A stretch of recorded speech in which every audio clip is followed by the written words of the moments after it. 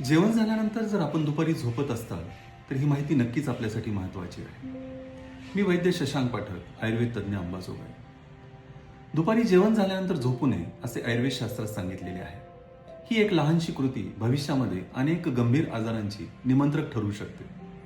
आयुर्वेदीय शास्त्रानुसार दुपारी जेवण झाल्यावर झोपल्यावर शरीरातील कफ आणि पित्त वाढतो, ज्यामुळे शरीरात साहजिकच अपचन, चयापचय प्रक्रिया बिघडणे आणि आम्लपित्त अशा प्रकारच्या समस्या उद्भवतात.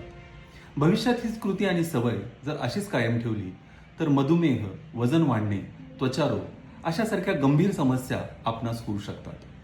पण त्याचबरोबर ज्या गर्भिणी माता आहेत, लहान मुले, वयस्कर, त्याचबरोबर नेहमी श्रम करणारे, जे नेहमी आजारी असतात, अशक्त आहेत, या व्यक्तींनी मात्र दुपारी झोप घेतली तरी चालते.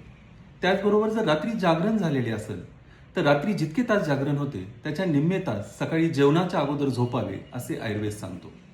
त्याचबरोबर ग्रीष्म ऋतू म्हणजे आपल्याकडील उन्हाळा, या ऋतूमध्ये मात्र हवेतील वृक्षता उष्णतेमुळे वाढलेली असल्यामुळे स्निग्धता निर्माण व्हावी यासाठी दुपारी झोप आयुर्वेदाने सांगितलेली आहे. परंतु जे नेहमी स्निग्ध आहार घेतात, ज्यांच्या खाण्यामध्ये तेलकट तुपकट पदार्थ खूप असतात, जे कमी व्यायाम करतात किंवा व्यायामच करत नाहीत आणि जे मुळातच जाड आहेत, स्थूल आहेत, अशा व्यक्तींनी या ग्रीष्म ऋतू म्हणजे उन्हाळ्यात सुद्धा दुपारी झोपू नये असे आयुर्वेदाने सांगितलेले आहे. लक्षात घ्या, दिवस कर्म करण्यासाठी आणि रात्र झोपण्यासाठी हा एक साधा नियम आपलं आयुष्य बदलू शकतो. धन्यवाद.